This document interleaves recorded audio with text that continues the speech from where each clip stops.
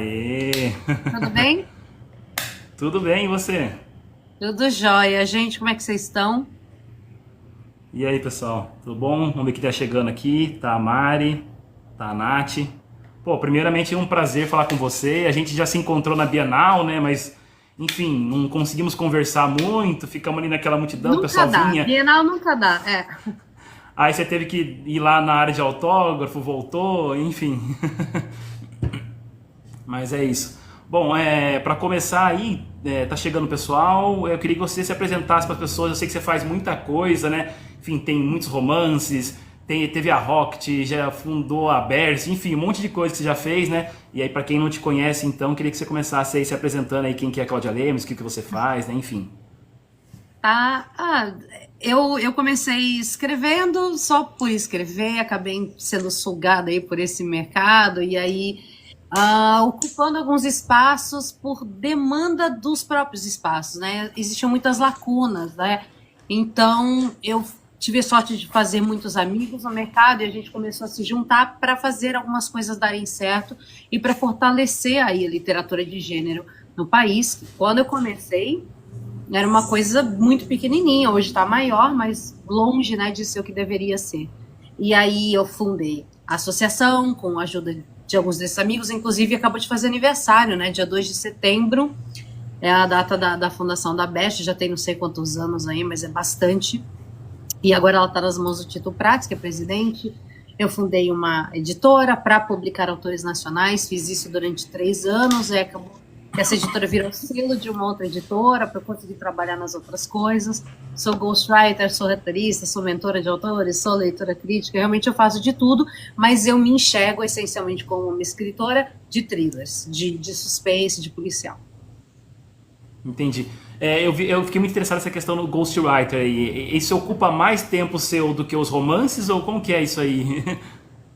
Com certeza, porque é meu ganha-pão, né? 90% da minha renda é ghostwriting.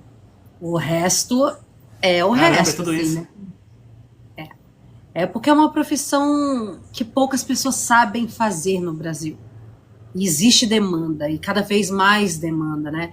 Então, tem muita solicitação, eu passo muito trabalho para os meus alunos de ghostwriting, inclusive, então, se eu não consigo pegar, eu repasso, o pessoal fecha bastante contrato Uhum. com esses, né, com essas indicações. Então, assim, toma boa parte do meu tempo, até porque escrever os meus livros não é uma coisa demorada para mim, né? Eu fico com a história tanto tempo na minha cabeça que quando eu sento para escrever, ela já meio que sai pronta, ela vai muito rápido. Depois eu deixo o livro na geladeira, né?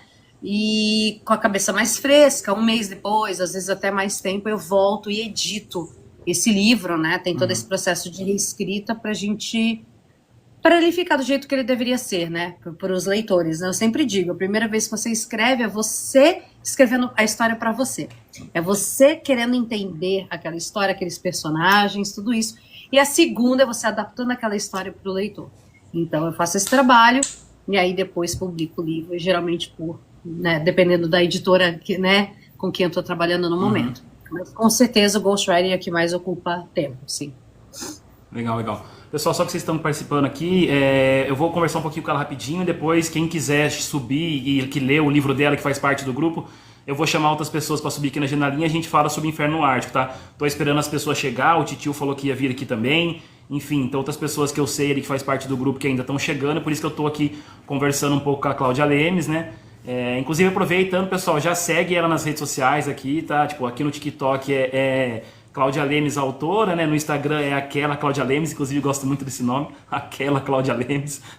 Não sei de onde surgiu isso, mas acho muito bom. Eu também não. Depois eu descobri que várias pessoas têm aquela não sei o quê. Eu falei, nossa, eu pensei que eu estava sendo original e eu não estava sendo original. Bom, muito Faz bom, muito parte. bom. Bom, agora quem já conversou um pouquinho, eu queria começar a entrar um pouco no livro, depois eu vou chamar as pessoas. Quem quiser subir, pessoal, manda o convite aí que eu vou aceitar, tá? Eu queria juntar então essa coisa do Inferno no Arte sobre um debate que está acontecendo aí, e até principalmente porque eu queria ouvir um pouco sobre a sua opinião. Afinal, você é uma escritora de thriller, mulher, tá rolando esse papo que, enfim, a gente tem uns assuntos que vira e mexe e voltam, né? E aí um Sim. deles é essa coisa da violência, que acabou pegando o Rafael Montes e tal. seja, os livros dele sejam misóginos e tal. Eu queria saber a opinião de você, que é uma escritora mulher de thriller, que também tem bastante violência com mulheres também, inclusive no Inferno do Ártico, inclusive com criança, enfim, com outras pessoas que têm, enfim, que são mais vulneráveis, vamos dizer assim, né? Crianças ainda, mais até do que mulheres e tal. Mas aí eu queria saber o que você acha desse assunto, assim, né? Eu realmente estava muito curioso de saber sobre isso. Eu acho assim, é um assunto complexo para a gente discutir num espaço limitado, com tempo limitado. Obviamente existem várias coisas aí. Eu acho que tudo pode ser escrito de uma forma responsável, de uma forma irresponsável, de uma forma competente, de uma forma péssima, mas eu ainda defendo o direito das obras existirem. Eu ainda sou totalmente contra a censura de obras. E às vezes quando você usa a palavra censura, as pessoas ficam muito na defensiva, elas falam, mas ninguém está censurando. Mas a gente tem que entender que todas as regras da nossa sociedade, elas começam com movimentos sociais. Então, assim, ninguém chegou um dia e falou assim, nossa, vamos deixar as mulheres votarem? Não. Existe todo um movimento social, uma pressão que dura anos e anos e anos, e conversas, e eventos, né? Que levam, finalmente, as pessoas a debaterem o assunto, conversarem sobre o assunto, formarem opiniões sobre o assunto, e aí, por fim, você acaba tendo aí uma concretização de uma ideia, que a ideia era, as mulheres deveriam poder votar, e aí você tem essa concretização legal. Isso eu estou falando com tudo, todos os movimentos sociais das minorias que pressionaram a sociedade por seus direitos. Ok? Então vamos lá. Se a gente começa, isso também funciona do jeito ruim, se a gente começa a pressionar demais a sociedade para não permitir tal coisa, uma hora isso pode se concretizar. Então, a gente tem que ter muito cuidado quando a gente começa a acender as tochas e falar, não, esse livro não deveria existir porque eu não gostei dele, eu não gostei da mensagem, eu não acho legal, porque aí, onde é que isso acaba? Onde é que isso acaba? Qualquer pessoa que leu Fahrenheit 451 sabe do que eu tô falando, né? Primeiro você só rasga uma folhinha, porque essa folhinha insulta tal pessoa, tal grupo. Não, só rasgar essa folha. E no fim você tem o quê? Vamos queimar os livros, né? Então eu não sou a favor de linchamento virtual. Quando você vai atrás do ganha-pão de um ser humano, é uma violência muito maior do que as pessoas acham que é. Porque enquanto não tá acontecendo comigo, tá tudo bem. Quando é só com outro, foda-se, né? Mas sempre acontece primeiro com o outro antes de acontecer com você. Então, agora, é óbvio que existe uma forma responsável de escrever, né? Quando eu escrevo sobre coisas violentas, eu tento sempre me colocar no lugar da vítima. Né? E, obviamente, fazer minha pesquisa para entender por que isso acontece. Isso não deveria acontecer. Eu não quero que isso aconteça. Mas, a partir do momento que isso se torna um tabu, a gente não pode falar sobre isso, o problema só fica maior. A gente não vai resolver alguma coisa não falando sobre ela. Então, eu acho que o poder do leitor é o poder do consumidor, de não consumir. Eu não gosto do assunto que a Cláudia trouxe no Inferno no Ártico. Eu não vou consumir. Eu vou deixar bem claro por que não vou consumir. Mas, a partir do momento que eu começo a atacar aquele livro, atacar aquela pessoa, você pode questionar algumas coisas. Nossa, eu não acho que foi abordado de uma forma responsável. Ok, tudo bem, mas acabou. Tipo, essa é a sua opinião. Você não pode não querer que o livro não exista porque você não gosta do tema tratado lá, entendeu? Sim. Não, e acaba acontecendo, eu vou depois circular a janela, depois vou passar em pão para o Ednei, para a Yara e para a Mandy que está aqui na ordem, né? Mas uma coisa que eu vi até o Roberto Denser falando numa conversa recente, começa a acontecer também uma outra coisa da autocensura, né? Então, além desse tribunal ser muito enfim, essa pressão que acontece nas redes, o autor começa meio que tentar se podar e começa a ficar pensando, nossa, será que eu coloquei isso? Será que eu coloquei aquilo? Você se sente pressionado? Assim, eu tenho a impressão que, pelo menos assim, o seu primeiro livro é o mais violento, né? Eu acho, né? Eu não sei se você mudou por causa de alguma coisa ou se enfim, na hora que você tá começando, você é mais livre mesmo, e sei lá, você tem uma outra coisa. Não, assim. essa pergunta é super válida. É assim, gente, eu estou em grupos com centenas de autores. E eu digo tranquilamente que a grande maioria deles está apavorado. Algumas pessoas pararam de escrever. Algumas pessoas têm crises de ansiedade na hora de lançar um livro e elas vêm desabafar comigo. Eu sou mentora de muitos autores e eles falam, Clau, e essa cena? Essa cena é tão importante, mas eu tenho medo das pessoas me cancelarem. As editoras estão muito ressabiadas. A gente teve um alto assim de publicação, né, de nacional de gênero, despencou. Ninguém quer mais correr o risco por causa desse cancelamento. E aí, gente, quem sofre com isso são os leitores, é a literatura no geral. E tem que haver um espaço livre, né? Eu acho que tem que haver um espaço fictício onde a gente possa viver tudo. Até para conhecer a gente, para saber quem você é, para saber quem nós somos como sociedade. A gente precisa ver certas coisas acontecerem com a segurança de saber que aquilo é ficção, muitas vezes inspirada na vida real, mas viver aquilo para se questionar. A gente precisa explorar a violência. A gente precisa falar sobre ela, porque quer você leia sobre ela ou não, lá fora ela está te esperando. E eu vejo muitos autores ressabiados, eu vejo muita gente desistindo de escrever. Eu vejo gente, eu juro, eu tenho amigas que viveram certos cancelamentos, que elas têm crise de falar sobre o assunto. Elas pararam de escrever coisas mais pesadas, começaram a escrever sobre coisas bobinhas. Se isso não é censura, o que é censura, né? É claro que ninguém está sendo preso, ninguém está, né, ainda. Mas, como eu disse, tudo começa com uma movimentação aí. Eu, com certeza, hoje, eu fico com um pouquinho de pé atrás, mas eu aprendi a ser fiel à história que eu tô contando. O último livro, Aqueles que Enterrei, Nossa. teve editora que não quis chegar perto. Eu você adoro até falou, né, que você publicou na... Desculpa, você publicou na Harper esse aqui, e aí você falou que o Aqueles que Enterrei na Harper não publicaria, talvez, alguma coisa assim, né? Não sei. Não, não publicaria. A maioria das grandes editoras não publicaria Aqueles que Enterrei. Você precisa ser uma editora com uma pegada diferente.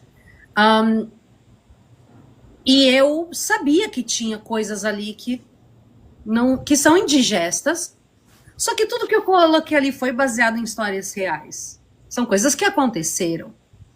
Então, falei, não, eu vou, nem que seja, eu sempre penso assim, nem que seja o último livro que eu vá publicar, eu vou ser fiel a mim mesma, eu vou escrever. É claro que eu tento abordar tudo com pesquisa, como eu já disse, de uma forma de não romantizar, mas eu publico, eu escrevo. E eu acho que pelo meu ganha-pão não Titio, o seu tá dando eco. Eu acho que alguém deve estar com o volume. O titio tá dando eco. Ele entrou com o seu eco. Desculpa, Cláudio. Não tem problema. Mas é isso, você quer se manter fiel ao seu trabalho, né? Quer se manter...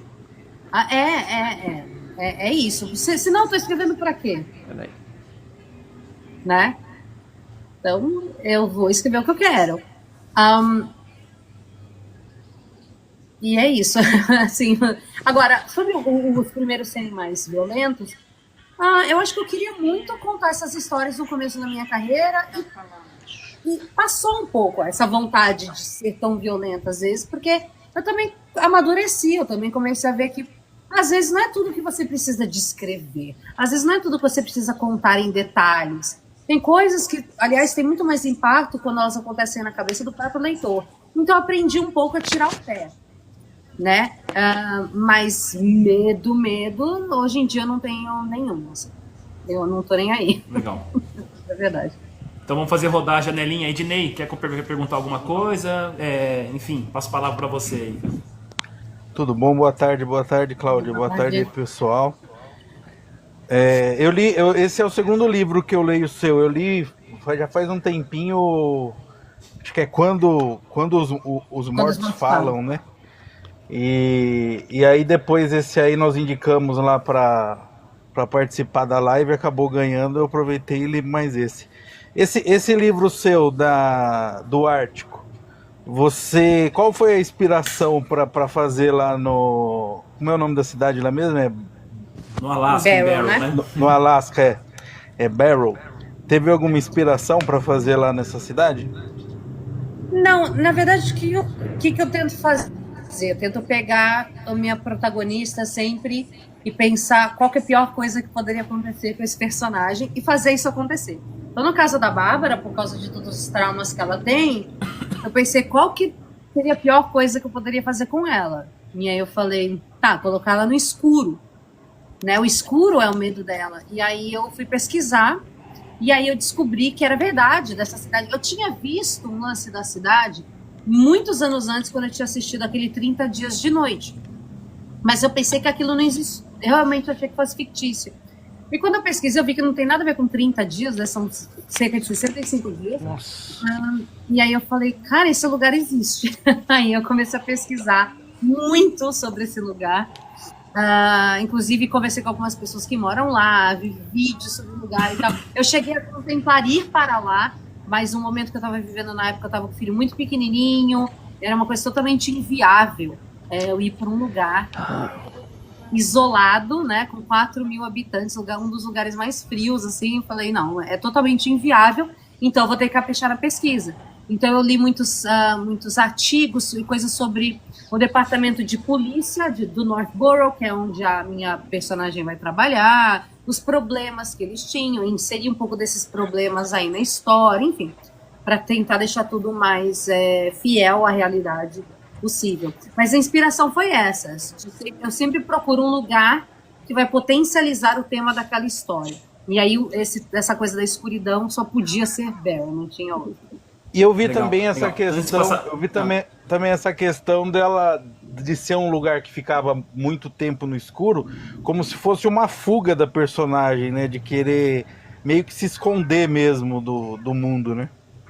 Ela queria se punir, na verdade, né? Porque o livro, o gatilho dela para essa mudança, ele começa quando ela descobre alguma coisa do passado. Ela descobre que, na verdade, ela é responsável, indiretamente responsável aí pela morte de uma pessoa.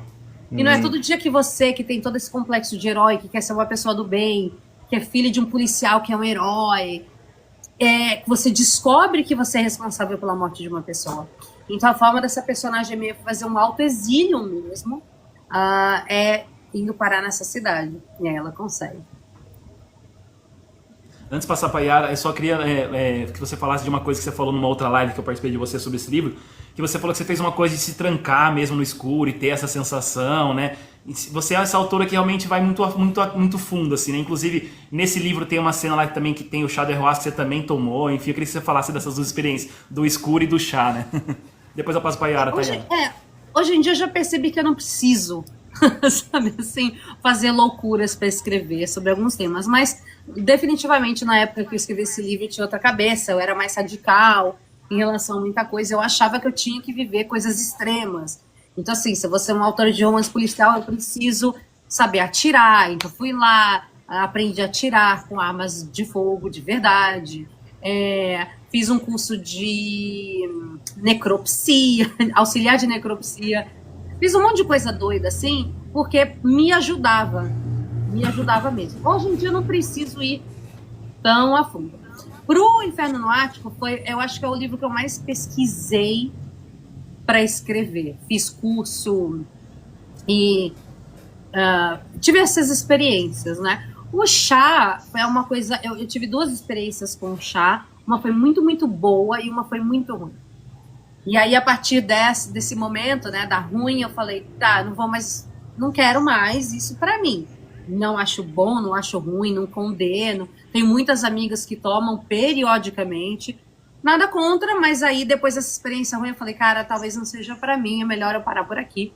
E é muito doido, sabe? Assim, pelo menos tem gente que não tem... As pessoas têm experiências diferentes. A minha foi bem intensa nível, assim, eu, sabe, enxergar vidas passadas, coisas meio... Foi bem louco, mas é muito difícil falar sobre isso para quem não tomou, né? Porque aí as pessoas olham e falam, essa daí viajou. E realmente, é como eu veria, sabe, se eu tivesse ouvido essa conversa, eu falar, essa mulher é louca. Então eu não falo muito sobre o que eu vi, mas eu sei que foi uma coisa realmente transformadora na minha vida. Né? Eu sou uma outra pessoa depois que eu tomei o chá. E aí, da segunda vez que eu tomei, tive uma bad trip muito horrível mesmo. Horrível mesmo. E eu falei, cara, tá na hora de, né? Vou ficar na minha agora, vou ficar na minha. E fiquei na minha. Já o negócio de se tratar no escuro é porque eu não tenho medo do escuro. Foi muito difícil me conectar com esse aspecto da minha personagem, porque eu só durmo no breu. Se tiver uma luz acesa, eu não pego no sono. Eu gosto do escuro, eu não tenho medo, eu me sinto à vontade, eu adoro escuro. E ela tinha fobia, né? Não é medinho, ela tinha fobia, né? E aí eu falei, cara, eu preciso pelo menos conseguir tentar imaginar um pouco o que ela sente. Como é que é ter medo de não ver as coisas, né? É medo do quê? Da sua imaginação? Da onde vem o medo? E aí eu tinha, na época que eu escrevi esse livro, eu morava num apartamento que tinha um lavabo que não tinha nenhuma janela. E aí, quando você fechava a porta, era o breu absoluto, assim. E aí, várias vezes eu me trancava lá e ficava lá um tempo, sentada no chão, até eu começar a sentir medo. E isso aconteceu em alguns momentos, eu sentia medo de sentir alguém me tocar. Falei, cara, e se alguém me tocasse? Sei lá, se eu ouvisse alguma coisa, se alguém assoprasse no meu ouvido, sabe assim? O meu medo é de não estar sozinha. Aí eu entendi qual era o medo dela. Era de não estar sozinha. E aí eu consegui, pelo menos tentei, passar um pouco isso para as páginas. Tanto que tem uma cena que ela realmente, se eu não me engano, ela chega a descrever isso, né? Ela tinha medo no final, no clímax, né, da história mesmo, alguém tocar ela naquele escuro. E aí foi isso que eu fiz. Legal. O Yara? Oi, gente, boa tarde. Oi, Cláudia. Foi o primeiro livro que eu li, eu adorei. Eu fiquei, tipo, super imersa ali na história da personagem, adorei a personagem. Eu gostaria de saber se em algum momento você deixou de fazer alguma coisa, tipo, você pensou em colocar algo, mas você viu, não, isso aqui eu não vou colocar. Em todos os livros. Em todos os livros tem algumas coisas que eu começo a escrever e falo, eu não vou colocar isso no livro. Às vezes até chega a fazer sentido na hora, mas quando eu pego esse processo de revisar o livro, eu olho e falo, não é necessário, não é bom, não ajuda, não precisa, sabe? Então, às vezes, eu deleto algumas coisas, assim. Inclusive, às vezes, apesar de gostar muito da cena. Aí eu tento ver o livro com outro olhar, não o olhar de mãe, né, que ama a sua criação, não importa os defeitos dela, mas com o olhar de editor, um olhar tipo, não, isso não está servindo à trama, isso não está contribuindo para a narrativa, ou isso é desnecessário, isso está aqui, será que é só para chocar? Será que isso precisa estar aqui mesmo, sabe? Mas eu também sei que as pessoas que pegam os meus livros gostam de violência. Elas querem ver, choque, né?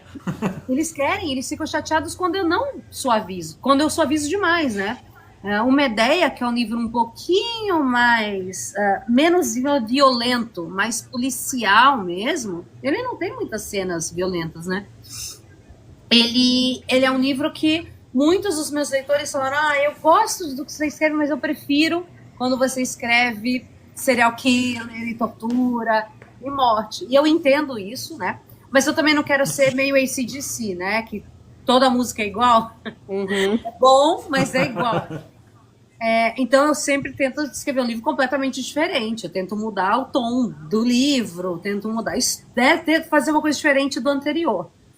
E então, assim, tem gente que amou, mas tem gente que falou assim, Cláudia, eu ainda prefiro você com assassino em série, com mortes mais explícitas, e até com um pezinho no horror. Então vai muito do gosto do leitor. Mas eu sei que os meus leitores têm expectativas. Eles querem coisas pesadas e é o que eu gosto de escrever. Então, tá tudo certo, sabe? Eu não preciso me podar tanto assim por causa disso. Legal. Mandy? Gente, boa tarde a todos aí. Eu gostei muito do livro. Cláudia, foi a primeira vez que eu li um thriller policial.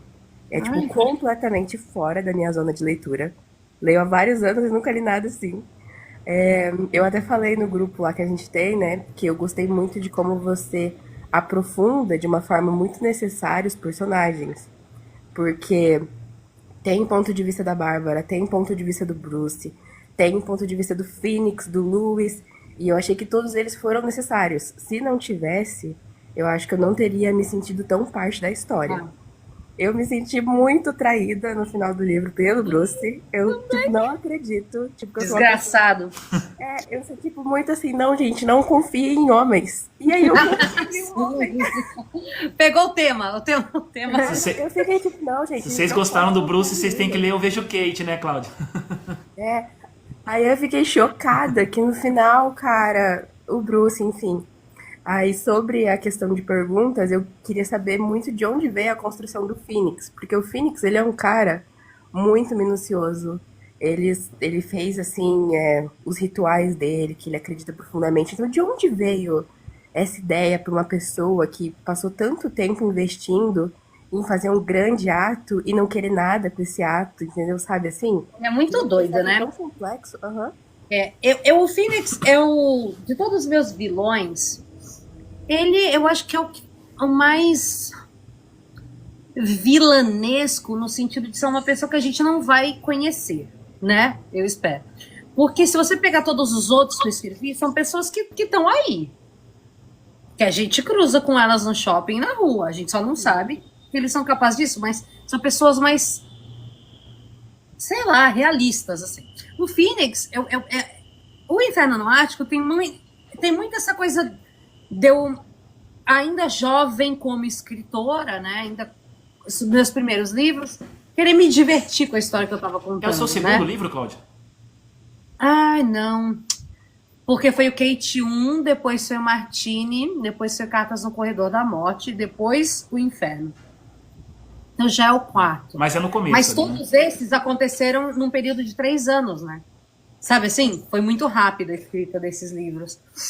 Porque, por exemplo, se você pega a linha do tempo, eu publiquei um por ano. Mas até você publicar o livro, tipo, você escreveu ali 1 ano antes. Né? Demora mesmo o processo. Tal. Até porque não depende só da gente. E, cara, ele é um livro mais hollywoodiano. É um livro mais com cara de filme, sabe? Tem helicóptero da polícia, sabe? Tem muita coisa que não é o nosso dia a dia BR, né? E eu sinto que ele é um vilão. Eu acho que toda história tem que ter o protagonista e o vilão que ela merece. Você não pode ter um vilão que é menos do que a história. Ele tem que ser, né? Ele tem que servir aquela história. O protagonista tem que ser digno da história também. Então, para essa história maluca, que envolve satanismo, que envolve um monte de coisa, eu precisava ter um vilão que fosse meio doido. Ele não podia ser uma pessoa racional, tipo assim, a minha motivação é dinheiro, a minha motivação é fama. Não, ele tinha que ser um cara cuja motivação é completamente doida, né? Que ele criou na cabeça dele. E aí eu já tinha estudado assassino em série por, sei lá, 2 décadas, e uma das coisas que eu sempre quis escrever era um assassino em série missionário. E eles existem, é uma subcategoria do serial killer. Então, os serial killers que acreditam que eles têm uma missão. E a grande maioria associa essa missão a algum tipo de religião ou misticismo. Até eu acho que para tornar aquilo tudo, para você se manter no curso daquilo, você tem que acreditar que é uma coisa divina. Porque senão, se você é a própria motivação, não tem uma hora que você não vai aguentar. Então eu pensei, cara, quem faria coisas extremas assim por essa missão? Só que eu também não queria falar do satanismo normal, porque, querendo ou não, o satanismo não é uma religião ruim. A gente fala isso, as pessoas falam, o que você está dizendo? Você é a favor? Não, eu só estou falando o seguinte, se você for estudar o que é o satanismo, ele na verdade é quase uma oposição à religião institucionalizada. Sabe assim? Ele não é uma coisa do mal, de sacrifício, né? Como a gente acreditava nos anos 80 e tal. Então eu também não queria falar mal de uma religião que não faz o mal, que não pratica o mal. Então o que eu falei? Mas deve ter aí nesse meio alguma coisa esquisita. E aí fui procurando e aí encontrei. Mas, gente, assim, lá no fundo da gaveta, encontrei o tal do satanismo cósmico. Aí falei, tá, eu não vou ser fiel ao que eu tô lendo aqui. Eu vou inventar o meu próprio satanismo apósito. Então, fiz algumas mudanças, fiz mudanças nos... Peguei emprestado alguns dos demônios, né, do pandemônio, mas também mudei alguns. Coloquei a Lilith lá no meio, como mulher, enfim. Dei uma brincada, uma ficcionalizada nessa, para poder brincar com isso, para não insultar, enfim, ninguém aí que segue uma religião de verdade. E aí nasceu o Phoenix completamente piradão, completamente louco, agente do caos mesmo. Mas eu também sinto que ele era só um cara... Eu não quero falar a palavra que é o pequenininho daqui. Mas que tinha essa ilusão de grandeza, que ele tem que ser especial, sabe? Um pouquinho narcisista aí no meio. Aí você junta essas patologias e aí nasce um cara doido desse. Mas, apesar dele ser doido, né? Já houve pessoas piores do que ele na vida real, né, gente? Sim. Então, sabe assim, é muito ficcionalizado, mas se a gente for ler sobre assassino em série, tem gente pior que ele. É a ficção que a gente barra aí na realidade. Isso. E a ficção, gente, nunca é tão ruim quanto a... É isso que eu acho engraçado. As pessoas falam, nossa, seus livros são pesados. Eu falo, gente, vocês não sabem assim, a minha fonte de pesquisa é pesada. O livro pega 1% disso, cara. 1%. É muito pior na vida real. Sim. Boa. Titio? Ô, Cláudia, prazerzão tá aí Tudo bem? na live. Deu uma entradinha só para falar um oi para você. E agora sim eu li um livro seu, né? Quando a gente esteve lá na Bienal, eu não tinha lido ainda. Agora sim eu li Inferno no Ártico. E primeiro, parabenizar, porque o livro realmente... Eu acreditei na Bárbara. Acreditei naquele universo. Tá. Eu não me senti numa ficção. Senti que eu estava vendo eventos e coisas, tal. Achei muito legal, a própria personagem é fantástica, achei bacana mesmo. E me fala uma coisa, por que a escolha do Alasca? Como que foi? Eu não sei se você já respondeu isso, mas por que Ela o falou, Alasca? na época o Ednei perguntou isso, Titio. Ah, perguntou? Por causa da questão da noite, que queria Isso. a questão do Isso. escuro, por causa da Precisava barba, do o trauma escuro, da barba. Mas você já conhecia o Alasca? Já tinha ido para lá alguma vez? Não. Eu não conheci o Alasca. Foi a primeira vez que eu escrevi sobre um lugar que eu não tinha conhecido pessoalmente, né? Todos os outros eu já conhecia e aí eu tive que fazer uma pesquisa dobrada para conseguir, né? Não, porque realmente passou, sabe, eu costumo brincar que tem alguns escritores que quando vão falar de lugares que nunca estiveram, parece que é agente de turismo da CVC Turismo, que fala de lugar que nem chegou perto. E fala com muita... Mas eu realmente... E eu fiz uma brincadeira, o que aconteceu? Eu assisti a série do True Detective, a quarta temporada, e estava realmente ambientada no mesmo período, né? Que é a noite. Então, aí lendo teu livro e vendo aquela série junto, sabe, me ajudou a fixar realmente, lembrar, porque o livro perde nisso no visual, né? Porque você acaba, tem hora que você acaba esquecendo que aquilo tudo está acontecendo de noite, que aquele bicho está matando todo mundo. E parabéns. Não tem muitas perguntas mesmo, só dizer que o livro é fantástico, Titio, eu achei. Mas só nesse Fala. assunto aqui, tem uma coisa interessante, como eu já falei um pouco com a Cláudia outras vezes, já vi outras lives dela, é que os primeiros livros dela são ambientados fora do país, porque ela tinha essa coisa muito de detetive, coisa que a gente não tem muito no Brasil, né?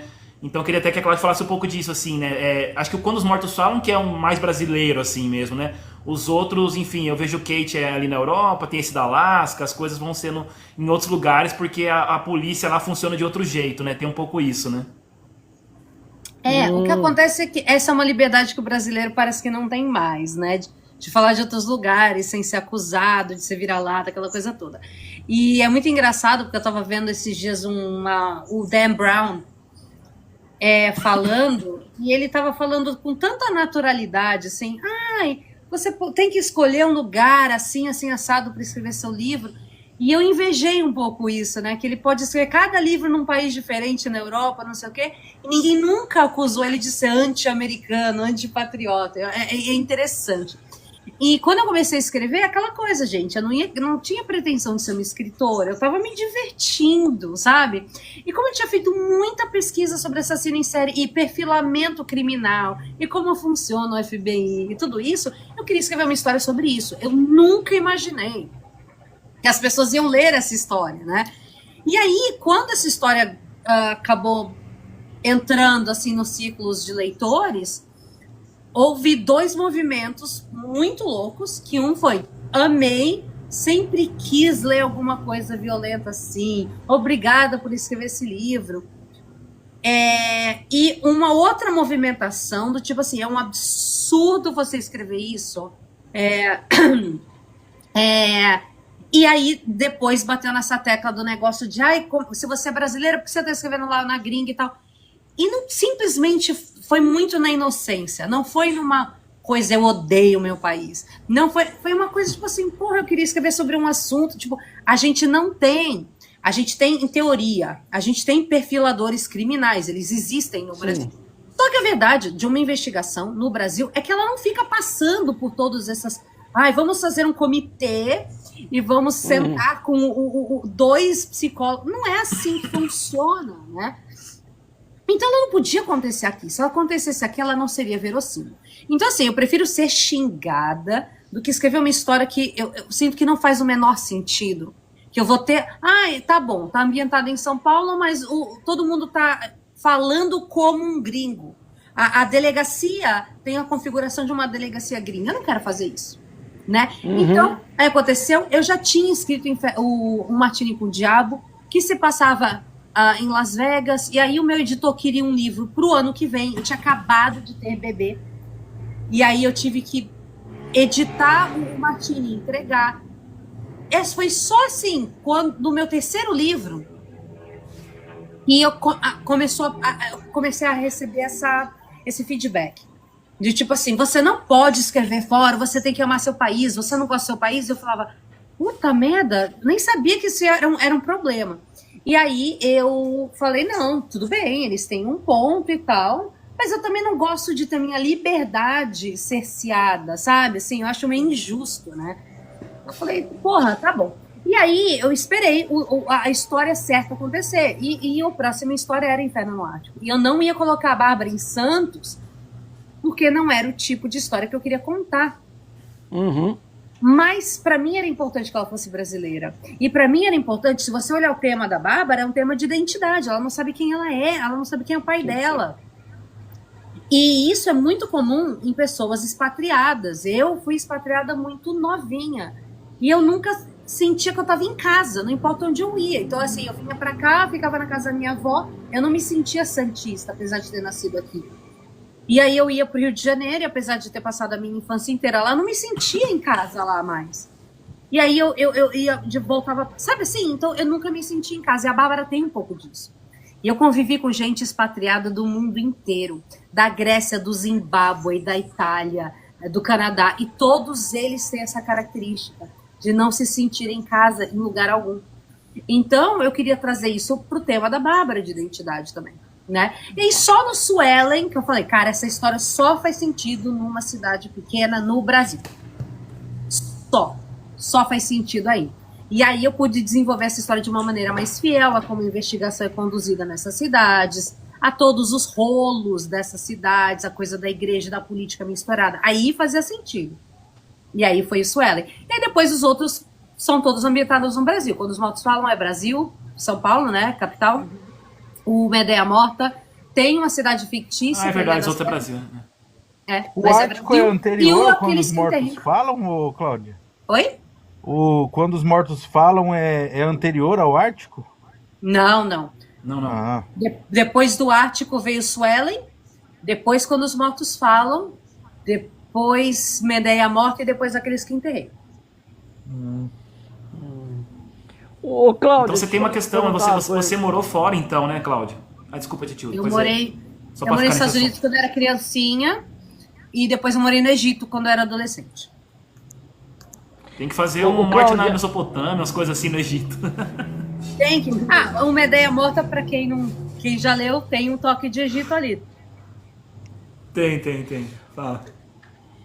Ô, Cláudia, a gente fez uma live na quinta-feira, inclusive o Rodolfo participou também, a gente estava com o Roberto Denser, um outro escritor, o Diogo Oliveira, então a gente estava falando sobre a questão da liberdade de expressão e assim, e como tem uma galera, é uma fatia muito pequena, porém muito ruidosa, que fica assim, caçando pelo em ovo para poder apontar, assim, julgam os escritores pelas suas obras, não é tipo...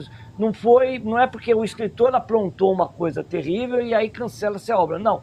Se caça assuntos dentro da obra, porque a obra ou não apresenta uma coisa, ou não apresenta outra, ou não tem o Village People todo lá representado, para poder dizer que está todo mundo lá representado. Então, como é que você tem visto isso? Você sente isso na sua obra? Você acha que tem uma galera que fica enchendo a paciência sua? Ou você acha que o pessoal está de boa? Talvez... Não, tem. A perseguição às mulheres é sempre maior. Né? É sempre maior, o Rafael é a exceção. As pessoas deturparam completamente uma história que aconteceu na Austrália. E o que aconteceu hoje é que assim, o que acontece é que a moeda é o like, a moeda é o engajamento, né? A moeda é o engajamento. E falar de coisas boas e elogiar as coisas não dá engajamento, né? Essa é a verdade.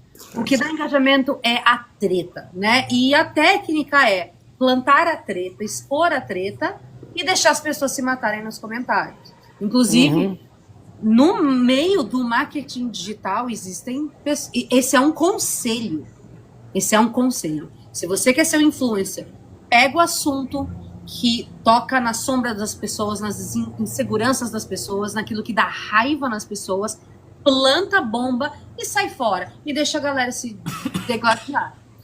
Eu prefiro ter menos leitores, ter menos dinheiro, ter menos visibilidade do que viver plantando o mal no mundo.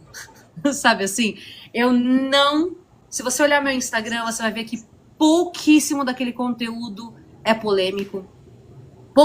Quase sempre sou eu assim, olha, esses são livros que você pode ler no Kindle Unlimited, sabe assim? Não porque eu sou boazinha, não porque eu sou da paz, mas porque, cara, por que eu vou usar minha vida, que é um recurso escasso, assim, meu tempo está acabando, para ficar plantando discórdia, principalmente em volta de uma das coisas que eu acho mais lindas do mundo, que é a literatura, né? Então, o que acontece? Teve essa mulher na Austrália. No livro dela, nenhum crime acontece. Intenção criminosa acontece na cabeça de um personagem. Eu acho legal? Não. Eu acho bem nojentinho? Acho. Mas o que eu acho não importa. Ela não cometeu um crime. O que aconteceu? Um grupo de pessoas lá da gringa, do Goodreads, denunciou essa mulher à polícia falando que o livro que ela estava em posse de material de pornografia infantil. Que não era verdade. Não era verdade. Tá? A polícia da Austrália foi até a casa dela, pediu para ela ir até a delegacia, ou seja, levou ela sob custódia policial para ela prestar um depoimento e levaram o computador dela para investigar o que tinha lá para ver se as denúncias eram verdadeiras. O que as pessoas falam por aí? Que essa mulher foi presa. Essa mulher não foi presa, não houve julgamento. Ou seja, as pessoas não sabem a diferença entre estar numa delegacia prestando depoimento e ir para a prisão. Elas não sabem, elas não leram o livro. Mas todas têm uma opinião sobre o assunto. E aí nos comentários você vai ler e está escrito assim, tá na hora de prender todas essas mulheres que escrevem dark romance. Certíssimo, tem que prender mesmo. Ou seja, você acredita que se eu escrever sobre um personagem fazendo uma coisa errada, por mais que eu, Cláudia, particularmente não gosto do que ela escreveu, que eu tenho que ter a minha liberdade tomada de mim, passar anos da minha vida numa prisão, os meus filhos vão crescer sem mãe, por causa de alguma coisa que eu escrevi que nem incita um crime. Porque incitar crime é crime, tudo bem. Então você cometeu um crime, seja preso, mas assim, nem isso a mulher fez. E você vê as pessoas espumando pela boca.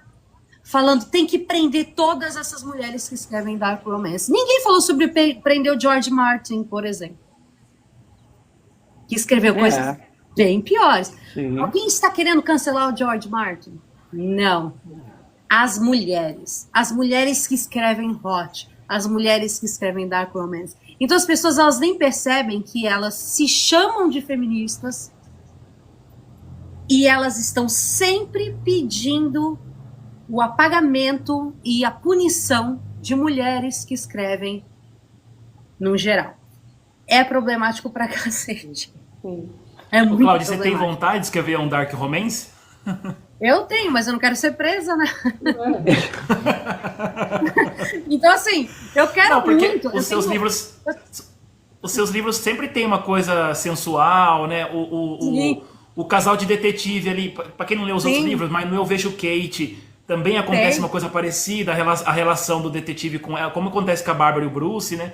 Aí eu fiquei querendo saber se você tem essa vontade de escrever um dark romance, afinal é um gênero que tá super aí bombando.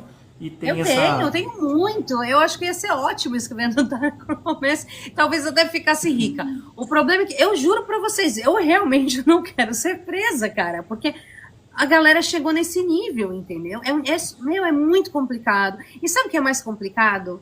Se você realmente for falar com essas pessoas, são as pessoas que falam que odeiam crianças, são as pessoas que falam que nunca participaram de um trabalho voluntário, que realmente assim, não praticam todo esse moralismo na vida, sabe, em suas vidas reais. É o moralismo falso. É falso, porque é só por trás do computador, é só no celular. Não é de verdade, não é uma preocupação de verdade. É uma preocupação assim, puta, eu tô louca pra... Sabe o que é isso, gente? É o Coliseu. É o Coliseu, é aquela galera torcendo pra ver aqueles gladiadores serem despedaçados. É a liberdade também, né, Cláudia? A liberdade de comentar qualquer coisa na internet. Vai comentar bem e pessoa que vai comentar coisa ruim, ódio, vai comentar também, não tem jeito. Assim, de novo, eu tô com a consciência tranquila, sabendo que eu não tenho, o engajamento que eu tenho não vem de falar mal de livro, falar mal de autor, tentar censurar autor, sabe? Porque eu sei onde isso pode dar. Eu nasci numa ditadura militar, gente. Eu vi um vídeo um tempo atrás. Não. Eu vi um vídeo um tempo atrás na internet de desenho, né? Mas falando assim, lá antes de 2000, falando, a internet vai vir espalhar conhecimento, vai espalhar sabedoria, o que a gente precisava agora é rapidinho. E aí, fazendo um corte para hoje, o pessoal falou assim, nossa, ia espalhar conhecimento, mas espalhou foi muito mais ódio e preconceito. Foi. O estado da Flórida acabou de tornar assim, nenhuma vacina infantil hoje é mais obrigatória lá. Retrocesso. Nós temos ciência, a nossa maior ferramenta que prova que essas vacinas salvam vidas, extinguiram doenças. E agora tem umas listas de livro proibido também lá agora, né? Tem umas listas de livro proibido, tem uma censura, umas coisas doidas. Tem. Tem um monte. Eu coloquei, inclusive, alguns desses livros num post que eu fiz. Mas enfim, o Titio falou uma coisa muito boa que eu quero falar agora. Ele falou que é uma minoria, mas ela é muito ruidosa. E às vezes a gente precisa se lembrar disso. Gente feliz não enche o saco. Lembrem-se disso, porque assim, 80% do conteúdo que a gente vê na internet é criado por 20% das pessoas. Então a gente tem a sensação de que todo mundo ficou doido, todo mundo é anti-ciência, entende? E calma, não é bem assim. É porque as pessoas com opiniões mais lógicas e mais... Elas não estão na internet xingando ninguém. Elas estão vivendo a vida dela. Então a gente tem que se lembrar disso também, porque tem dias que é desesperador. Você vai ler os comentários e você fala, caralho, eu desci tanto meu feed que eu fui parar no inferno. Aquela sensação de que... Não, até a sensação que todo mundo falou sobre isso. Que todo mundo é doido, gente, essa pessoa é doida. Todo mundo pirou, sim. Que todo mundo perdeu a capacidade de pensamento crítico e de... Sabe? Então, assim, a gente tem que lembrar que não é que é todo mundo. É porque as pessoas que não pensam dessa forma, elas não têm tanto tempo livre para ficar debatendo isso na internet. Elas vão comentar uma coisa aqui, outra ali. Então, lembrar um pouco dessa proporção, né? 80% dessa loucura não está sendo gerada por 80% das pessoas. Não. Ou que todo mundo tá falando sobre isso, né? Sendo que às vezes é uma coisa muito de nicho, assim, né? Tipo assim, minha esposa nem tá sabendo dessa história do Rafael Montes, sabe? Assim, nem passou por ela, né? Tipo, é outra lógica. Mesma né? coisa do meu marido. Mesma coisa, ele falou, o que tá acontecendo? Né? Mas... E o mais engraçado é que eu conversei com um autor muito famoso esses dias, e ele não tinha a mesma dimensão e a opinião que eu tenho, porque ele não viu nada sobre isso. Nada sobre a história da australiana, nada sobre a caça às bruxas do dark erótico, enfim. E ele falou, mas isso tá acontecendo? Eu falei, cara, olha que sorte você tem de ser homem, né? Você é um autor e você não tá sabendo dessa onda que tá acontecendo há anos e tá ficando cada vez mais forte. Ele falou, Cláudia, essa não é a minha... Eu tô surpreso com o que você tá me contando. Então, também tem a coisa das bolhas, dos nichos, né? Também tem isso. O Rodolfo fez um comentário num vídeo que uma pessoa lá tava falando um monte do livro do Rafael Montes e tal. Meu, ele foi apedrejado de tantas formas e maneiras, né, Rodolfo? E eu acho muito louco, porque eu fiz um vídeo falando sobre a liberdade de expressão e defendendo, e aí na minha bolha, porque aí é no meu universo, todo mundo vem, é isso aí, tio, liberdade, o pessoal tá tal. Então, assim, é muito louco, porque dependendo do perfil que você for, muda, sabe, muda tudo. Muda tudo.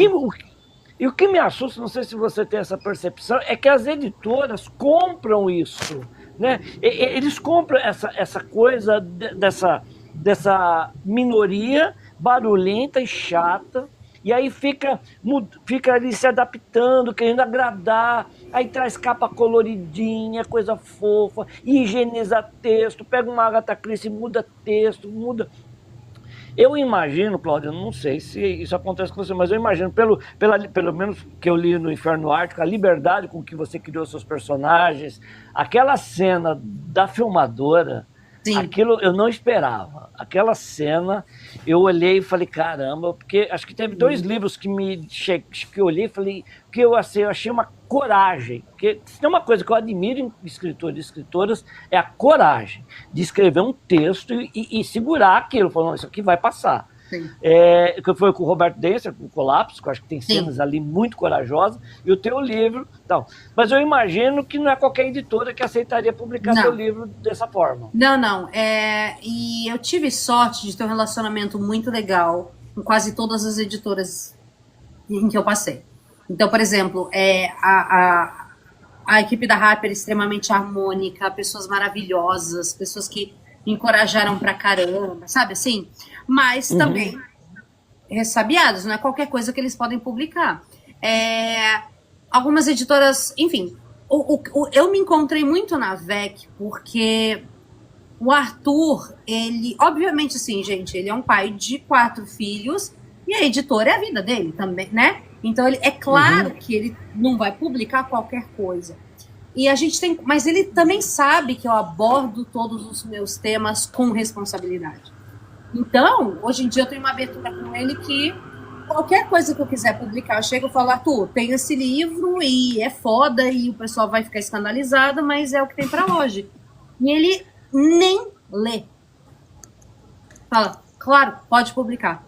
Essa é a abertura que a gente tem, né? O Inferno foi o meu primeiro livro totalmente independente, então tava... Mas assim, era outra época também, tinha menos medo, sabia? Sabe? É impressionante como mudou rápido, né? 8 anos aí.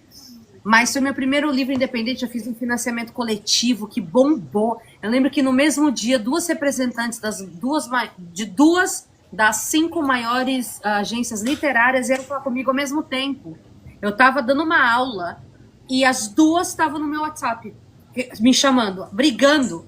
Não, fala pra ela se você tá comigo. Não foi uma coisa meio louca, eu não fechei com ninguém, ainda bem. Mas assim, bombou, sabe assim, estourou e eu fiquei muito feliz com o resultado.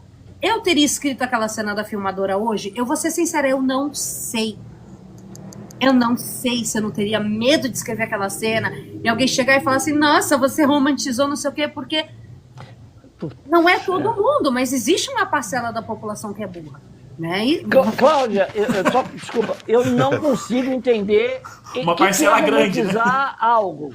Não, como é que romantiza algo? Sabe, o pessoal vive falando e repete, romantizou. Mas que é isso? Romantizar o quê? Porque, assim, eu leio ficção desde garoto. E eu nunca, por exemplo, eu lia Batman, eu nunca saí na rua nos becos tentando bater em bandido. Eu não sei. Então, nunca ficou bilionário. Também nunca fiquei bilionário. Sabe? Romantizou, mas tá, qual que é o efeito prático disso? Tá. Isso. Ele escreveu sobre isso. E qual que é o problema? Isso causa o quê? Intoxicação alimentar? Esse é o problema. Qual que é o impacto disso na vida real? Para mim, essa é a grande discussão que a gente devia estar tendo. Né? Então, vamos lá. O que a ciência diz? A gente observou um aumento de crimes relacionados a tal coisa. Isso. Em que ponto que essa curva aconteceu? O que estava acontecendo culturalmente nessa década? E você vai ver que nunca houve relação de videogame, de filme, de livro violento com a violência. Não é isso. As pessoas que... A violência vem de desigualdade social, a violência vem de outras coisas que ninguém... Sabe, que a gente não vai resolver, gente. Desculpa, a gente infelizmente não vai resolver. A pessoa sai do prédio... Ela tá lá olhando teu livro e fala assim, essa cena é absurda dessa filmadora, e tem uma família debaixo do viaduto comendo lixo. Isso, e ele tá preocupada com a e cena ela que não tá se no teu escandaliza, livro. Isso, Não, ela nem olhou, muito obrigada. ela nem viu, ela não viu, ela sobre desviu. Isso. Gente, o mundo tá pegando fogo. E a gente tá aqui cancelando escritor. É isso que me deixa puta. Gente, faixa de Gaza, sabe assim?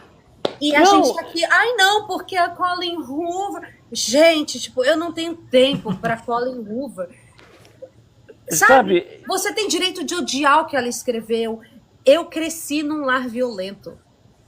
Obviamente, quando eu vejo uma autora popular como ela, responsável por praticamente metade dos livros de ficção que são vendidos no nosso país, tratando o tema de violência doméstica com leveza. Eu posso ficar puta, mas é só eu não ler isso. Isso não vai aumentar a violência doméstica. E eu não gosto do feminismo, da parte dele, e eu sou feminista, mas eu não gosto da turma que trata a mulher como imbecil. Porque vai ler isso e vai achar bonito. Nós não somos burras. Vida. Nós não somos burras. Eu acho que mas são a ingênuos, crítica, né? Ninguém é ingênuo. a crítica dela é um pouco... Eu acho assim, no primeiro no filme lá é assim que acaba, que é o primeiro, eu nem né? vi, nem li. Eu vi só o filme, mas eu acho a crítica tão válida, porque ela realmente mostra o que acontece, né? A questão de quem tá dentro, às vezes, não conseguir ver Não a consegui ver, violência. sim. Ela não tá exatamente. romantizando, ela tá mostrando a verdade pra mim. Exatamente. E assim, gente, o seu parâmetro do que é certo e errado não vai vir desses livros. Vem da sua educação. Gente, eu tenho uma filha de 16 anos. Eu não li esse livro, eu não vi esse filme. Mas ela assistiu esse filme com as amigas dela. Ela desceu, ela tava no andar de cima, ela desceu e ela falou, mãe, esse filme é uma merda. Porque olha só, aí ela começou a problematizar sem eu ter falado nada. Ela não foi influenciada e falou, mãe, eu quero um relacionamento abusivo. Eu quero tóxico. Eu quero um marido tóxico. Agora que eu fiz, eu quero, né? Eu quero apoiar. Sim, porque todas as conversas que a gente teve, ou seja, a educação que ela recebeu, as conversas que ela tem com as amigas na escola, são super positivas nesse sentido de mostrar, cara, isso acontece, vamos conversar sobre... Por isso que eu digo que o tabu não serve a ninguém. Porque quando você discute esses assuntos na escola, na roda de amigos, dentro de casa, a pessoa se arma. Então, quando ela vê uma obra dessa, ela vai tirar suas próprias conclusões. Agora, a partir do pressuposto de toda mulher é tão burrinha que ela vai assistir eu vou ler um livro com tal coisa, nossa, eu vou achar que é o certo, é isso, pelo amor de Deus. Isso Cláudia, não pode ser feminismo se você partir do pressuposto que as mulheres são idiotas, você entendeu? Uma coisa que eu gostei do seu livro é que você traz... Tem dois caras, assim, que estão ali principais, né? E a gente tem muito mais Bruce do que o serial killer, né? Esse cara que tá ali trabalhando, não sei o quê, que também fez violência, também aconteceu um monte de coisa ali, né? tem quem não leu, não quer dar muito spoiler, mas a gente tem muito mais, Esse é o a gente tem muito mais Bruce do que o outro, né? Ó, As violências acontecem muito mais desse jeito, né? Alguém que pode ser não só por impulsividade ou porque foi alguma outra coisa, violência doméstica, acontece muito mais do que esses caras que fazem vela e não sei o que, e chamam demônios, né? Mas as pessoas se escandalizam mais com isso, né? Claro, teve uma parte do livro, eu não vou falar por causa de spoilers e tal, mas que eu senti que bateu fofo. Eu falei, pô, isso aqui não tá encaixando. Sabe, eu falei, não encaixou. Eu estranhei, porque o teu livro tava realmente tudo encaixando, a investigação, tudo. Eu tava achando, assim, muito legal. E, ó, eu vou te falar, se não comparando, mas eu li o Bom Dia Verônica e uma das coisas que mais me irritava é que não encaixava. Eu não conseguia acreditar na Verônica, naquelas não conseguia acreditar. Tinha partes muito boas, mas tinha partes que não encaixavam.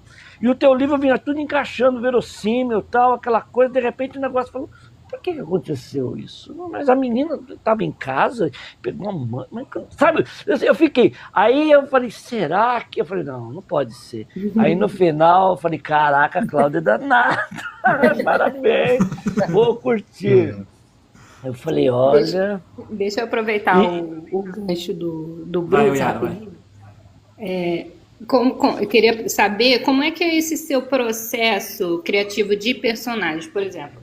Desde o início você já sabia que o Bruce, no final, iria se tornar, né, o nosso Bruce do final, ou você criou ele imaginando outra coisa e no meio você teve um estalo de fazer aquilo com ele, de colocar aquela história nele? Depende muito do livro. Tem alguns livros que eu de cara já sei tudo sobre tudo que vai acontecer. E aí, durante o processo, aquilo só se confirma, fica mais forte e segue o seu caminho. E tem livro que, às vezes, eu acho, putz, tá, eu sei mais ou menos. Mas eu só vou descobrindo quando eu escrevo. O negócio do Bruce, eu tinha semente lá dentro, tipo, putz, e se esse cara... Mas sabe quando, tipo, deixa eu ver no que vai dar. E eu comecei a escrever sobre ele, comecei a gostar muito dele. E eu falei, tá aí o perigo. Tá aí o perigo, porque as pessoas... Porque qual que é o nosso problema? As pessoas más não têm cara e jeito de más, e elas nem acreditam que elas são ruins. Pra todo mundo, se acha ruim. Você não acha que você é o vilão. Você nunca acha, você acha que você é o mocinho. Mas, gente, na sua vida, com certeza você já foi o vilão na vida de alguém. O vilão da história de alguém. Entende o que eu quero dizer? E para aquela pessoa, ela é a protagonista e você é o vilão. Então, eu acho que todo vilão, assim, que eu tento criar, tem que ter essa vibe dele acreditar que ele tá certo. Mas aí o Bruce, assim, foi desenvolvendo, e aí quando chegou no meio do livro, eu meio que já sabia o que eu queria que acontecesse. Quando eu mudo alguma coisa no meio, aí eu termino, aí depois desse processo de revisão eu volto e já começo a plantar as diquinhas aqui e ali, para o leitor depois poder pegar as migalhas. Bruce me surpreendeu aquele final. Eu falei, eu achei que ele ia tomar um caminho. Grande Bruce. Eu vou fazer uma outra pergunta para Cláudia, que é sobre o Louis. Eu queria saber, assim, se o Louis, ele era apenas um cara muito medíocre, ou se no final o Phoenix realmente afrouxou. Porque eu fico pensando em Nova York, com orçamento, com uma equipe e tudo, o Louis ficou perseguindo, assim, 0 pistas. Ele não conseguiu o nome, não conseguiu o DNA do Phoenix.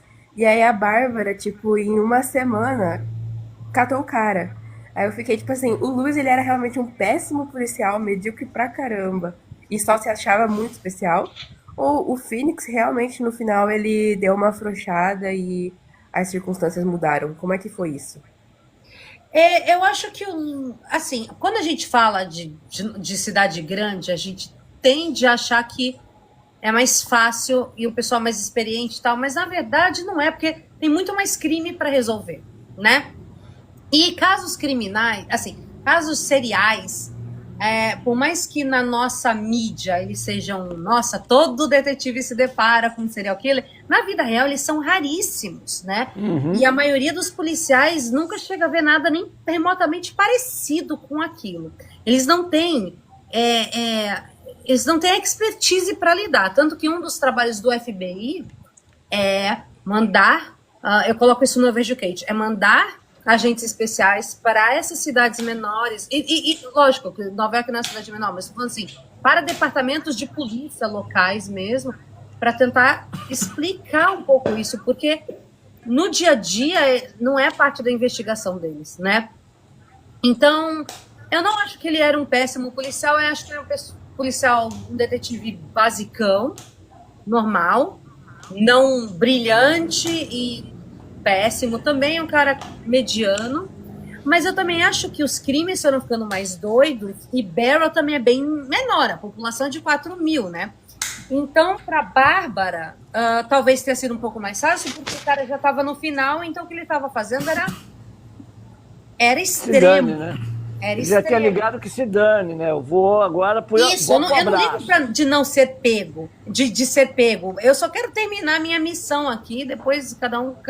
Porque ele realmente achava que o demônio ia estar lá para ajudar, sabe, as coisas doidas. Então, Ele é meio Thanos, né? Ele tava doido para dar um estalo lá. Eu falei, esse cara é meio Thanos. Agente do caos, né? Isso. É, um agente do caos. Então, eu acho que foi tudo, né? O fato dele ter se mudado para um lugar onde tem 2 detetives só atrás dele, de mais ninguém. Um lugar que é mais difícil você se esconder, apesar de ser noite. Gente, se olharem fotos de Barrow, ela é desse tamaninho, né? Eu pesquisei. Tem 2 ruas assim, então. né? Tipo uma que cruza, que volta. Mas a Bárbara também é uma boa policial, porque ela é uma policial instintiva. Tem um conto, que é o primeiro caso da Bárbara. Eu tenho que achar esse conto e ler para vocês um dia, cara, porque é da revista Mistério Retrô, a primeira edição da Mistério Retrô, e me pediram um conto. E eu escrevi um caso que é a Bárbara morando com o pai dela em... Mas isso é antes do Inferno do Ártico? Ou é depois? Então, cronologicamente se passa antes, mas eu escrevi depois, né? Ela com 14 aninhos, morando com o pai dela em São Francisco, e uma menina da escola dela desaparece, a Dana Feldman. E aí ela vê que o pai dela está investigando, ela olha os arquivos, sabe aquela coisa, e ela sozinha, adolescente, vai atrás. E ela se envolve nesse caso, foi o primeiro caso, digamos, da vida da Bárbara. Ela já tinha um instinto. E porque filha de quem é também, né? E, enfim, então, quer dizer, ou não sei.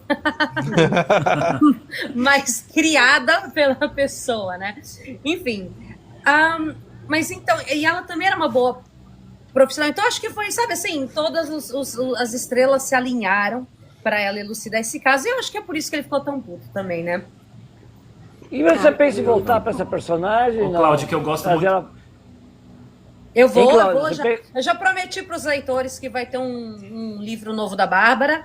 Poxa. E vai ter um crossover com o meu detetive do Vejucate, com o Ryan Owen, né? Gente, vocês têm que ler o Vejucate. Se vocês gostaram de Inferno do Ático, vocês têm que ver o Vejucate. Ó, aquelas coisas que afastam, mas que eu sei que pra vocês vai atrair, ele é mais violento, ele é mais perturbador. O Ryan é mais gostosão do que o Bruce. É tipo assim, tudo é mais. Tem violência. Tem violência, eu fico desconfortável. Tá. Eu fico desconfortável. Ô, Cláudio, o Ryan é o que você tem, é o seu personagem que você tem um crush maior, assim, né? Eu acho que ele é o meu maior crush. Caramba! Vou ter que ler. Eu tive que pesquisar o que é isso. Não! Quase. Tem um que é mais crush. Eu tive que... Essa garotada, que essas coisas, eu tive que pesquisar o que era crush literário. Porque, sabe, que é isso? Aliás, não, existe um filme de suspense. Tem um suspense chamado The Crush. Se eu não me engano, é de 93, 94, que é muito, muito bom o suspense. Mas, enfim, o meu maior crush é o César Mafra, do Aqueles que Enterrei. Eu sei. Eu li. Uma energia dele, Você leu tudo, né, Rodolfo? Uma energia dele? Ei, Rodolfo, você já leu tudo? Cara, ela tem 9, eu li 6, né? Não, falta alguns. Eu vou gabaritar, viu, Cláudio? Porque Falta quando eu gosto de um escritor, de uma escritora, eu vou até o fim.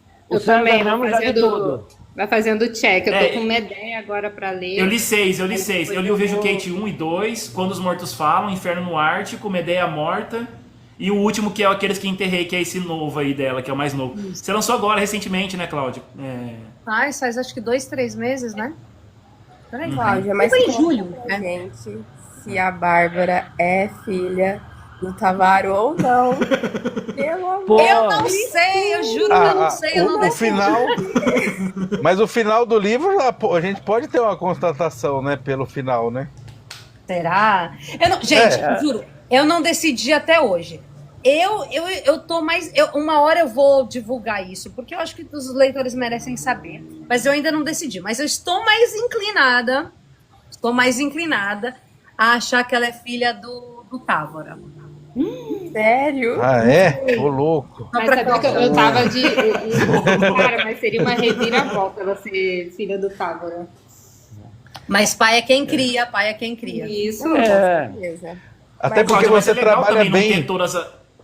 É legal não Você ter todas as respostas, né? Eu vi algum escritor falando que deixar algumas pontas assim, porque senão você fecha o livro e acabou, né? Sim, gente. Deixar algumas coisas que às vezes até o autor não sabe explicar, né? Porque assim, uma coisa que me irrita é muito essa coisa assim, sabe? Final explicado, aí você vai procurar a explicação odeio. do filme, explicação do livro. Cara, Odeio, já tá sim. ali algumas coisas, assim, o autor do leitor, nem ele sabe às vezes, né? E eu fiquei, nesse final, eu fiquei, abre esse papel, pelo amor, descobre logo. Poxa vida, não abre. No Brasil, o pessoal lida muito mal com as lacunas. Né? O leitor, no geral, não gosta. Ele quer tudo explicado. E às vezes o pessoal fala assim, mas eu não gostei porque eu não sei qual fim levou o personagem tal. Não levou fim, gente. A vida dele continua. O que aconteceu com o Harris? Gente... É que igual aquelas cenas, né? Sei lá, 30 continua anos sendo. depois, sabe? Aqueles finalzinhos lá que vai falando pra onde foi cada personagem da Eu acho que tem história. a ver com essa também. cultura de novela. É, Porque isso que no eu ia falar, último novela. No capítulo- final casa, tem filho, todo mundo explica todo mundo. Morre, é preso, casa, tem filho. Não tem outro destino e tem que falar o que aconteceu com cada pessoa. Como se a vida da pessoa se resolvesse e pra sempre agora não vai acontecer mais nada. Eu acho estranho isso. E às vezes você dá dicas muito boas do que vai acontecer. E a pessoa pode deduzir também, né? Eu achei que a resposta, Cláudia, era aquela questão da justiça com as próprias mãos, né? Eu achei que aí que era, o meu pensamento foi por aí. Porque você trabalhou bem essa questão, né? Tanto na questão dela com o pai, com o Távora lá, e também a questão do pessoal que encontrava os policiais, né? Então, assim, sempre tem um agitador, né? Que se deixar, vira um banzé ali e acaba matando até pessoas, né? Sim. Ô, Claudinha, você já tá escrevendo alguma coisa sobre a Bárbara, tipo a continuação? Já tem... Tem alguns capítulos escritos do livro que vai seguir, né? Mas agora eu tô com 2 projetos que são mais urgentes. Então preciso terminar esses 2 projetos antes de me dedicar 100% ao livro dela, que é um livro que os meus leitores pedem há muito tempo, muito, muito, muito tempo. Então vai chegar lá, mas ainda demora um tempinho, gente. Cláudia, você já recebeu alguma proposta, ou você gostaria de ter uma proposta de algum livro seu virar série, filme, qualquer coisa parecida assim? O Suelen Ou você acha eles muito difíceis de ser adaptados? Eu acho muitos muito difíceis de serem adaptados, fato, né? E eu entendi mais sobre esse mundo quando eu escrevi meu primeiro roteiro, que virou filme. Eu percebi que existe, né? O valor de produção é uma coisa complicada, a gente não tem muita verba, a menos que você vá para Netflix, aí a verba tem. Mas assim, eu lembro que eu escrevi um filme e chovia o filme inteiro. E aí o pessoal não conseguiu um caminhão-pipa, sabe assim? Então eu tive que tirar tudo relacionado à chuva e colocar névoa, sabe umas coisas assim? Enfim. Então tem isso, né? Muitos dos meus são difíceis de adaptar. Alguns teriam problemas de licenciamento. Quando os motos falam, faz muita alusão a outros filmes. Então seria um problema de licenciamento, né? Teria que adaptar. Mas alguns são muito fáceis de serem adaptados. O único que vendeu os direitos foi Suelen Rocha, que, né, teve, enfim, mas vender os direitos é uma coisa, ele realmente chegar a ser produzido é outra história. Então aí eu tô, enfim, né, tô no aguardo disso daí. E os outros às vezes têm conversas, mas ainda não teve contrato. Nossa, esse do Inferno do Ártico ia ser muito maneiro virar uma série. E teria que ser Mas é isso, tem que ser uma coisa Netflix, né? Tem que estar o Alasca, uma produção super É, complicada, né? porque eu acho que o grande mérito do Inferno Ártico, não, lógico, tem vários, mas é o fato de estar sempre de noite. E no livro tem hora que você esquece isso, porque não é visual. Você aí começa a narrativa e você vai. E aí você esquece. Por isso que eu assisti a série. Porque aí a série me colocava na noite, aquela noite gelada, e não é um frio do sul do país, não. Lá é um frio que, se a pessoa sair, e mesmo agasalhada, ela pode morrer de hipotermia. E sabe o que é curioso? Terrível. O que é curioso é que em Barrow é muito frio, mas por causa da topografia não é tão frio quanto a gente pensa. Então, eu fiz uma pesquisa do inverno mais gelado, e aí eu vi que não era tão frio quanto a gente imagina. E eu falei, porque não tem montanha lá para segurar o frio, né? E eu falei, cara, e aí eu tive que exagerar o frio em algumas cenas. É claro que é frio, né, gente? Pelo amor de Deus. Mas tô falando assim, não são temperaturas, tipo, que você vai em alguns lugares da Rússia, por exemplo. Por causa da topografia. Foi uma coisa que me surpreendeu. Então, meio que assim, também não podia ser muito inverossímil. Então, aquela cena que a Bárbara tá no chá, né? A temperatura dela tá caindo, aquela coisa toda. É perigoso, mas também não é tão, assim, não é... tá dentro da realidade da cidade, sabe assim? Mas às vezes eu tive que exagerar um pouquinho só pra dar aquela vibe. Pessoal, 1h15 já, vocês querem fazer umas outras perguntas aí? Senão a gente também vai tirar a Cláudia o dia inteiro aí. Deixar ficar conversando aqui o dia inteiro. Eu sei que tá bom, do vilão aí ficar... como é que fala? É Poemix? Phoenix. É difícil, né? Phoenix. Ele me lembrou um pouco o Fada do Dente do Dragão Vermelho, porque naquela hora das tatuagens também, né? Tem o lance das tatuagens, né? O lance das tatuagens foi muito legal. Bacana. Bom, eu já estou saindo, que eu tenho compromisso. Cláudio, só quero agradecer por você. Quero agradecer pelos seus serviços como escritora, porque você é demais. Olha, foi um... Eu brinquei não, mas falei sério, esse livro concorre ao prêmio Melhor Livro Lido 2025 pelo Titio. Está concorrendo, tá ele, o 3 Grilos do César Bravo, e tem o Homem de Palha do Pablo Zorzi, e tem mais alguma coisinha ainda que eu vou decidir. Caramba, 3 brasileiros, hein, mano? 3 nacionais, hein? Quem diria, hein? Eu gostei muito do Pablo Zorzi também, e por coincidência se passa no Alasca também. Mas o Inferno de Ártico foi uma surpresa muito agradável conhecer a tua escrita. Fiquei feliz. Fiquei muito orgulhoso de ter uma escritora do seu calibre, sendo brasileira e tal. Falei, não perde em nada a literatura.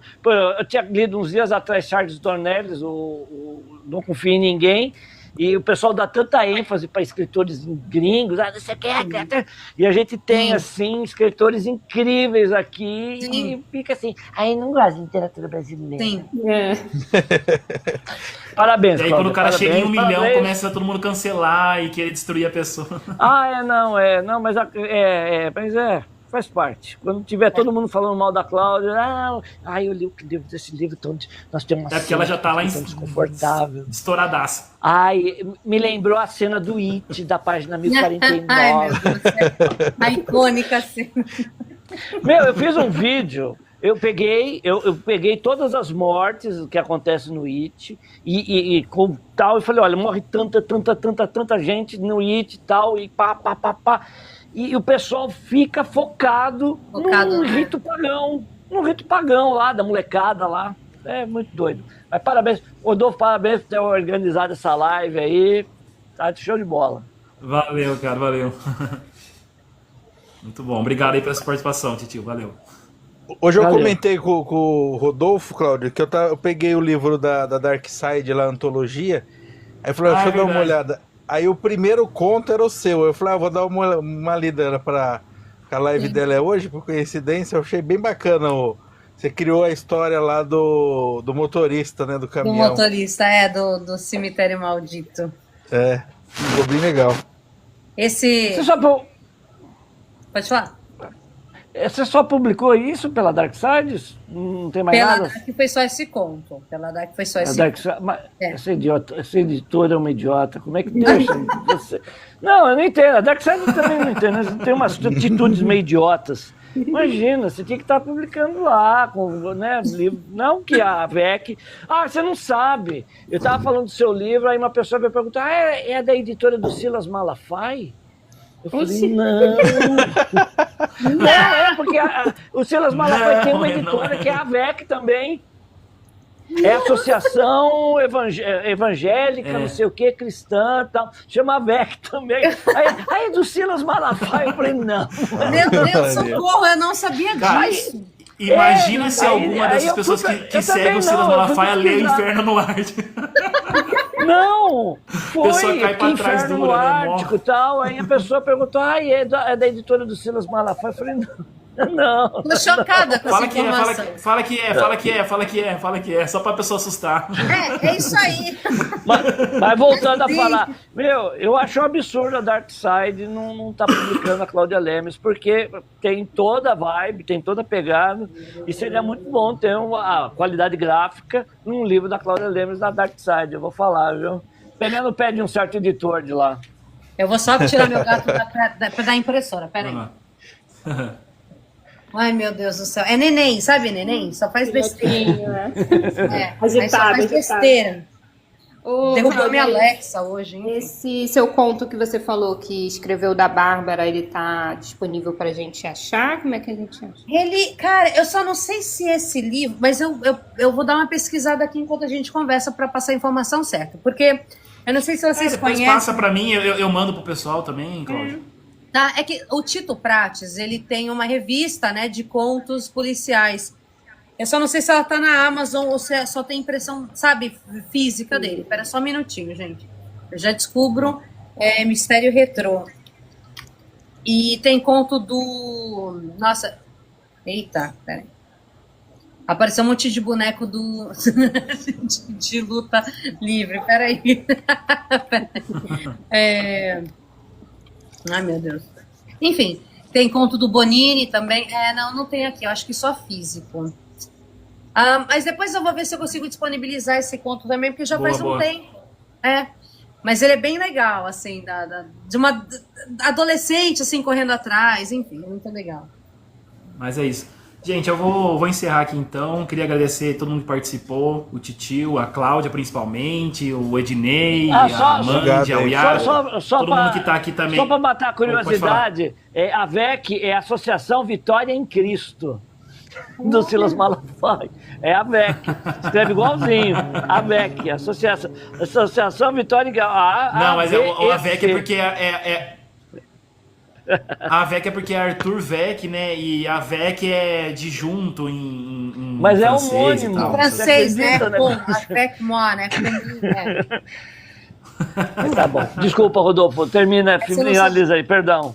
Eu sou falante demais. Não, mas tem que ficar é isso. quietinho. Queria agradecer a Cláudia aí, enfim, pô, é uma das minhas escritoras favoritas. Eu entrei na parceria da VEC e aí eu li o primeiro, foi o Quando os Mortos Falam, já gostei. E aí depois eu fui lendo outros, assim, como tem a parceria, né?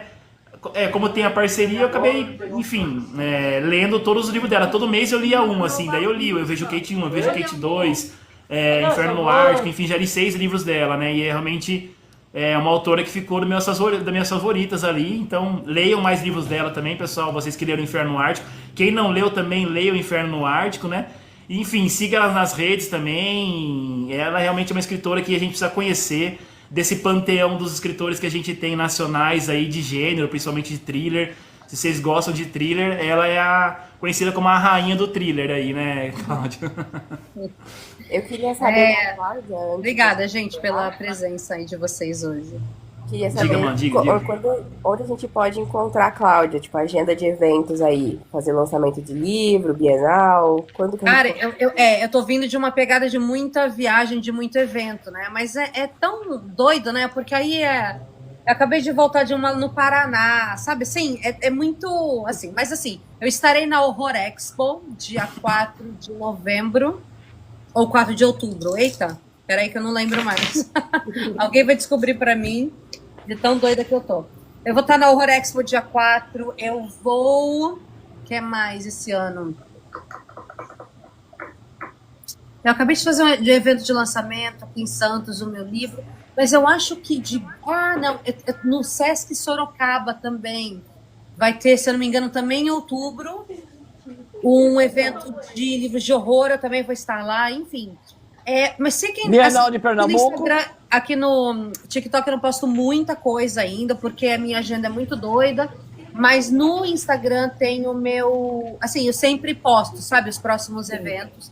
Com certeza eu vou falar bastante deles. Então, bom lugar Pô, para os livros seus... Você não vai, Cláudia? Oi? A Bienal de Pernambuco você não vai? Não. Gente, assim, viagem para mim, eu faço o máximo que dá no ano, mas é uma coisa complicada. Eu tenho 3 filhos, eu não tenho ninguém na minha cidade, sabe? Então, assim, é uma logística intensa. Olha, em agosto eu fiz 2 viagens, a minha vida virou assim, do avesso, ainda tô assim, tentando voltar pro ritmo. É um pouco mais complexo, um pouco mais complicado. Então, eu nem sempre posso ficar viajando muito, sabe? Então, em São Paulo eu fico mais, assim, essa é a verdade. Ô, Cláudia, e os livros a gente encontra aí na Amazon, né? Tem alguns que às vezes acabam entrando no Kindle Unlimited, né? E os físicos estão ali na VEC, a maioria, né? Tirando uma Ideia Morta que tá no HarperCollins, a maioria tá na VEC, né? O único livro meu que vocês não vão encontrar fácil vai ser o Cartas no Corredor na Mão, porque ele tá esgotado, enfim, tem umas questões aí, mas todos os outros, gente, dá um Google simples, tem um monte de lugar que vocês encontram, é super fácil de achar, e a grande maioria tá no Kindle Unlimited, então ainda dá para ler de graça para quem assina, tá? E quem quiser, aí eu tenho 20% de desconto na VEC, pessoal. Pode mandar uma mensagem aqui. Já fiz o meu, né? Mas é isso, pessoal. Ela tá fácil de encontrar. Sempre aparece ali no Kindle Unlimited, né? Eu tava até vendo as páginas que você tava somando ali do seu último livro. Tá um sucesso, né? Tá indo bem. Nossa, da última vez que eu não lembro, mas já passou de 100 mil fácil, assim. Mas faz tempo que eu não abro lá pra ver. Mas tá vendendo super bem, tá sendo muito lido. Então, assim, tô bem feliz também com ele. Valeu. Obrigado, Cláudia, por ter participado dessa live. Enfim, vou ler mais livro seu, fazer mais resenha sua. Quem sabe a gente faz uma nova conversa aqui mais pra frente. E valeu todo mundo que participou aí, o Yara, Mandy, Ednei, o Titio, todo mundo que tá na rolagem aqui também, o Gus, enfim, a Fê, a pessoal ali, principalmente do nosso clube do livro ali. Valeu todo mundo por participar, pessoal. Obrigadão mesmo. Tá, gente, obrigada. Valeu. Tchau, tchau. Um abraço. Até a próxima. Tchau, tchau. Vou encerrar aqui.